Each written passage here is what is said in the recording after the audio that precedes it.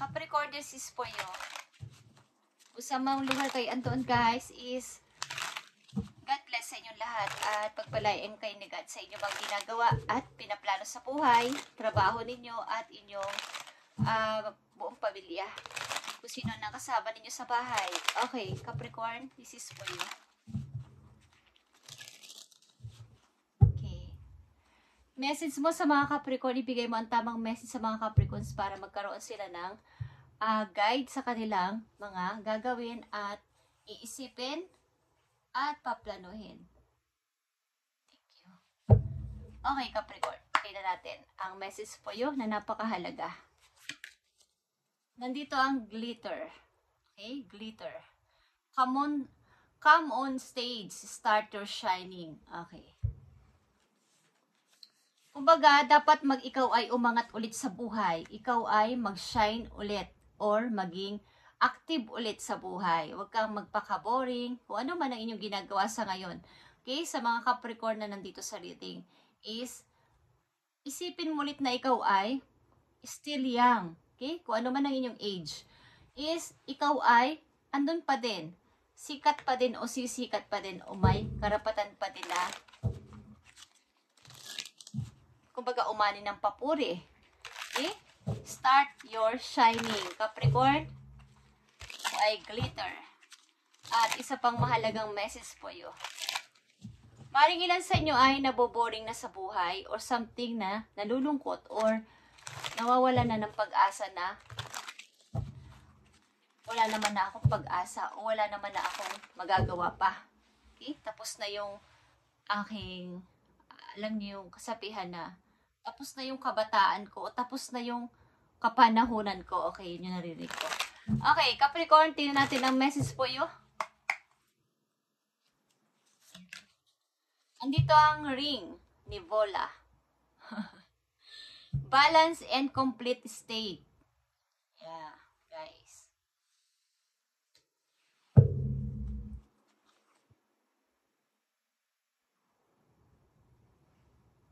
Meron kayong maranasan na last obstacle bago kayo magkaroon ng magandang pagbabago. Okay. Andito yung balance and complete state. Kumbaga sa umiikot na parang bola. Andun yung pagbalanse ng pag-ikot, hindi tumatabi-tabingi. Okay. Kailangan dito ng tamang pag-handle sa inyong sitwasyon. Kung ano man ang sitwasyon nyo sa ngayon, Capricorn, is tamang pag-handle kung anong inyong nararanasan na problema o kaya ay mga sitwasyon sa kasalukuyan. Sapagkat bago dumating yung totoong pagbabago sa isang tao ay may nakakaranas ng mga kahirapan, ng mga challenges. Dahil nandun yung pagtitest. Okay? Ni God, ni universe, ng inyong mga guides. Okay? Na mayroong test kahit sa anong paraan. Kahit sa reality. May mga test. Bago kayo masabi mo na, yes, nakuha ko, or yes, ako ang nagwagi. Okay? Or nakakuha ako ng magandang score or grado. Nandun yung pagsisikap. Andun yung pagpupursige. Okay. Titingnan natin tong glitter or common stage. Pilitin mo ulit ikaw ay maging masaya. Okay. Capricorn, tingnan natin to. At itong balance and complete state.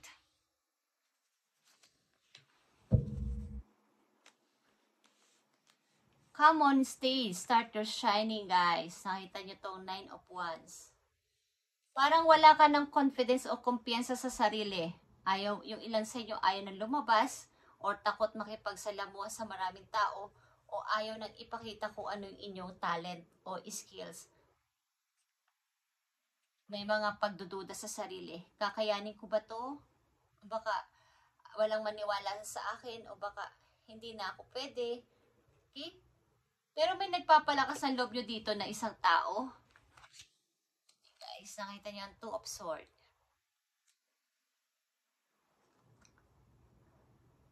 Sa inyong kasalukuyan, maybe, kayo ay nagbubulag-bulagan kahit na anong inyong naririnig sa paligid. Halimbawa, may dalawang tao na nag-aaway. Nakikiramdam kayo kung sino ang malit tama sa kanila, pero ayaw nyong magbigay ng anumang suggestion o advice o any. Naguguluhan kayo at ayaw nyong magsalita because wala nga kayong confident na kaya kong magsalita sa harapan nyo. Kaya kong sabihin ang gusto ko. Kaya ko kayong pigilan, kaya ko kayong, pero ayaw nyo. Okay, yan ang sitwasyon nyo sa kasalukuyan ng ilang mga Capricorn. Walang confidence or nawawala ng kumpiyansa sa sarili na kaya ko ba to. So, pilitin nyo ulit na kayo ay mag-shine at alam nyo sa sarili nyo na meron pa kayo magagawa habang kayo ay nandyan pa sa mundo, okay? Okay, kung ano man ang inyong edad. Balance in complete state, guys. May kinalaman ito sa inyong pamilya. Family issue ito. Usaping family ito na mayroong mga sigalot, may mga konti lang naman, may mga minor kayong mga usapin sa family na kailangan ng konting pag-uusap. Yeah, guys. 3 of Swords. Ito ay maaari ding punong-puno kayo ng pagtitiis. Okay. Sa usapin na ito sa family. Sobra kayo nasaktan o may nanakit sa inyong puso na kahit balutan at balutan nyo pa ng kahit na ano para hindi na nyo makita o maramdaman yung sakit is nararamdaman nyo pa din. Okay, kahit tapos na ang gusot o tapos na ang gulo, andyan pa din yung kirot sa inyong puso. Okay, kailangan dito na ang balance and complete state, guys. Sa inyong naranasan na to, until now, itong kirot na to, hindi pa rin naghihilom. Okay, itong sakit sa puso ninyo, hindi pa rin naghihilom ang ibinigay sa inyong pasakit ng mga ilan ninyong kakilala o kamag-anak. Okay, guys. Tingnan natin to, guys.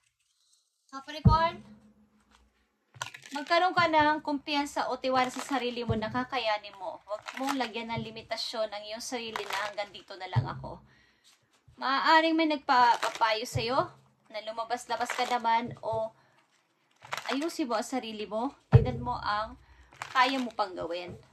May kaya ka pang gawin, Capricorn. Yan ang sinasabi ng mga kasama nyo na pinagkakatiwalaan nyo. Okay? Andito ang glitter. Kailan mo ulit mag-shine, Capricorn? At andito ang mga problema nyo sa pamilya, guys. Nandito yung 10 of Cups. At ito ay isang maaaring kayo ay may asawa, guys. Pero yung inyong samahan ay sinubok ng panahon. Sinubok ng mga problema. At maaaring andito yung bonding. Okay? Andito yung saya ng isang pamilya na nagsasama sa hirap at ginhawa. Okay? Kaya lang ay talagang nandito ang 9 of Wands. Maaring may nangyari dito sa inyong samahan na hindi na na-solve ang problema na to, na nagkaroon kayo ng mga sa storm is may dumating na napakalaking problema sa inyong buhay mag-asawa at hindi na to na-survive. At andito yung phobia mo. Okay? May phobia ka. Hindi ko alam kung sinasaktan ka physical o emotional, but takot ka nang lumapit ang tao na to sa'yo. Takot ka nang lumapit ang tao na to sa'yo at ikaw ay mayroong limitasyon o boundaries na ibinigay sa person na to. Okay, Capricorn. Tingnan natin to, guys. 6 of Pentacles is here and the Justice. Okay, guys? Something sa inyong buong pamilya, ikaw ay mapagbigay sa kanila. O maaaring nagbibigay ka ng tulong, lalo na financial sa iyong family. Kaya lang meron dito talaga na merong mga hindi pabor sa iyong ginagawa o maaaring hindi balance o merong nagsasabi na meron kang favorite, meron kang kinikilingan, o meron kang gusto lang na sila yung binibigyan. Merong mga nagko-complain at wala ka na ditong magagawa. Kaya lang ay meron talagang mga nasasabi sa iyo ang mga tao na to at ito yung ikinapagod ng puso mo. At until now, maaari ito ay masakit pa din ang idinulot sa iyo ng mga person na to. Capricorn, tinan pa natin ang message po you.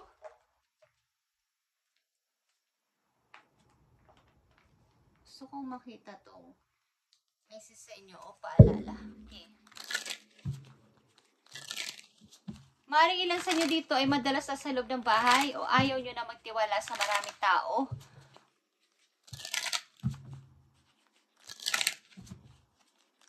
Message sa mga Capricorn. Nandito ang Page of Wands, guys.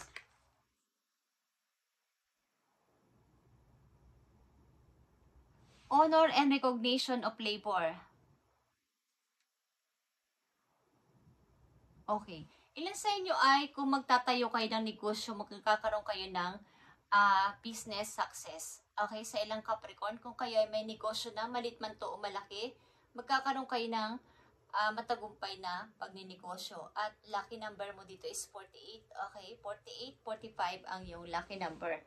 Okay, Capricorn. Maaaring kung kayo ay magtatayo ng business, nasa magiging okay ang inyong business dito. Okay.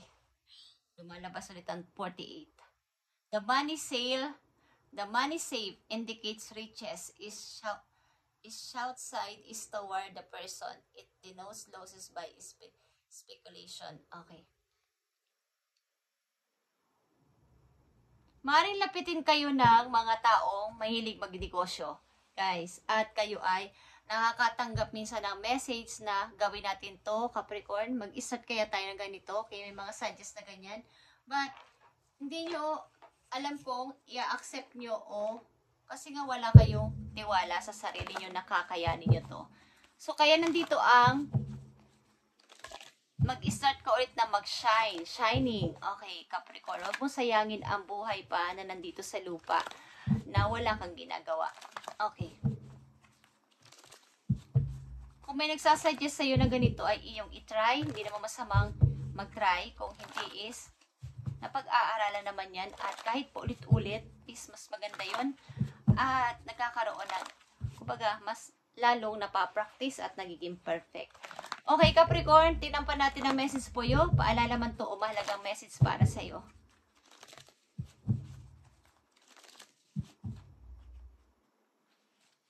Para sa mga Capricorn ito. Discontent and boredom. Okay. Sa relasyon ninyo, sa buhay pag-ibig ninyo, may asawa man kayo o karelasyon pa lang is, meron na dito discontent or boredom. Nagkaroon ng hindi na maayos or hindi na nakontento or na boring na sa relasyon. Okay, at may umalis na lang dito. Kasalito, okay? At ano pa?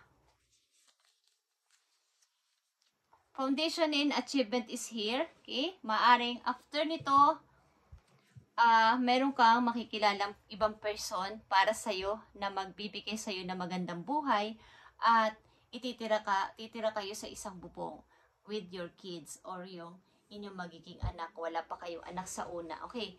Something na kayo ay bubuo ulit ng bagong family kasama ang person na to. Okay, guys. At ito ay napaka maganda para sa'yo. Magandang balita ito para sa'yo. Andito yung huwag niyong pabayaan na kayo ay nandyan lang at naka-stay na wala kayong sinasabi. Wala kayong nagiging suggest. Parang hindi kayo nagsasuggest ng kahit ano. Kung may nakikita kayong mali o dapat ninyong sabihin is i-clear ninyo na kaya nyo. Hindi kayo dapat matakot. Ang takot ay hinaharap, Capricorn, at hindi tinataguan.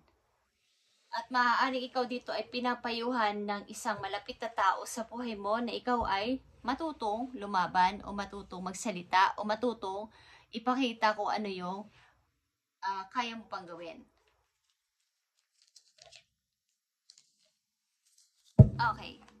Mahalagang message to guys. Galing ito sa verse ng Bible at mga inspirational na words na ito ay ginawa ko pa.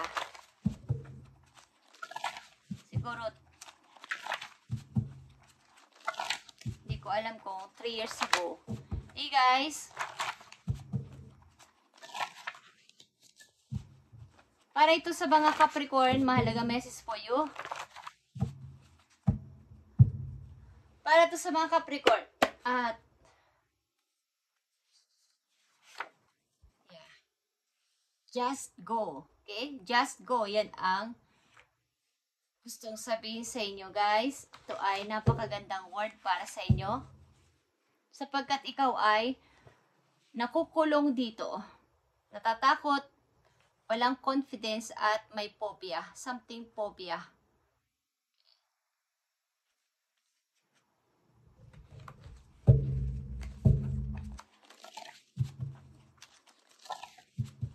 Ano pa message po you, Capricorn? Yan natin. Thank you, Spirit. Okay. Ito ay hindi nyo masyadong makita kasi tayo nakasulat sa orange na pen. There is a power in God's word to change your life. Okay. Dibaga, pag sinabi ni God na ikaw ay magbabago ang buhay, ikaw ay magiging maayos ang buhay, mangyayari ito. Okay? Kung kayo ay naniniwala at maniniwala sa power ni God, mababago ang inyong buhay. Mababago ang inyong buhay. Just go. At see the good. Okay. Ibig sabihin nito is, kung ano man tong naranasan nyo sa inyong past na to, at mga problema sa inyong family, issues sa inyong family, at kayo nasaktan na sobra-sobra, at halos kahit takpan nyo na o kahit pigilan nyo pa, is nararamdaman nyo pa rin yung kirot sa inyong puso until now, is kahit ano pang ginawa nyo pagtulong at pagiging isang mabuting tao sa kanila, andun pa din yung pagsasabi na mga masasakit sa inyo is, pabayaan nyo na sila guys, balance and complete state. Sabihin, andito na yun. Okay. Huwag na kayo mag-atubili pa na mag-decide para sa inyong sarili this time. Huwag na kayong magpadala sa takot at ano man ang sasabi nila sa inyo. Harapin ninyo inyong takot. Yun ang maganda doon. Kung sino man ang nagsasalita sa inyo, kausapin nyo at magsalita kayo ng gusto nyo sabihin. Huwag kayong basta lang nakikinig at walang sinasabi. Ilan kasi sa inyo ay matiisin at nagpapaubaya na lang. Thank you Capricorn and God bless sa inyo lahat guys. At lapitin kayo ng mga taong mahilig magnegosyo. At kung kayo ay nasa negosyo na, may negosyo kayo, maliit o malaki man yan is, andito yung business success para sa inyo. At ang inyong lucky number ay 45 and 48. Okay Capricorn, thank you and God bless sa inyong lahat guys.